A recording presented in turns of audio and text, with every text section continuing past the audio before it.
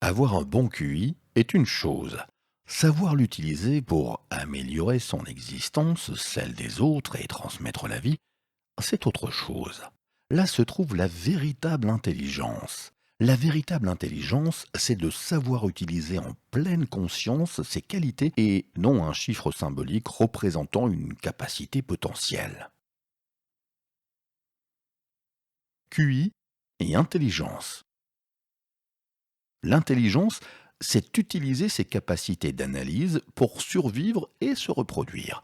Quant au haut QI incapable d'utiliser sa capacité d'analyse pour se socialiser et se reproduire, est-il vraiment intelligent? L'intelligence.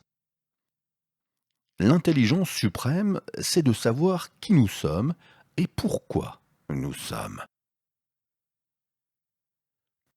QI et découverte scientifique.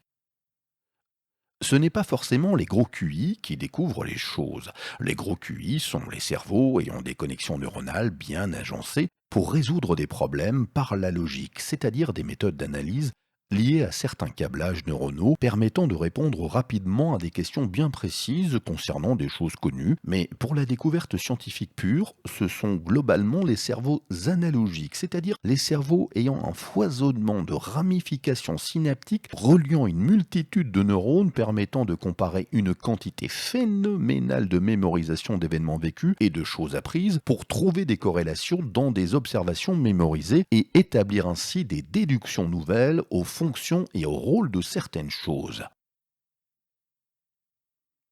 Surdoué. Surdoué ne veut rien dire. On est doué quelque part et on est moins bon ailleurs. On fait avec ses qualités en évitant les problèmes dus à nos défauts. Dans la vie, tout est histoire d'optimisation et de compensation. Le surdoué. Un individu dit surdoué ne peut être considéré comme surdoué que si sa dotation intellectuelle hors norme dans un domaine précis du fonctionnement du cerveau est utile à sa survie et à la survie du groupe. En dehors de cela, si sa particularité intellectuelle n'est d'utilité à personne, il n'est qu'un singe savant, au mieux, un animal de cirque.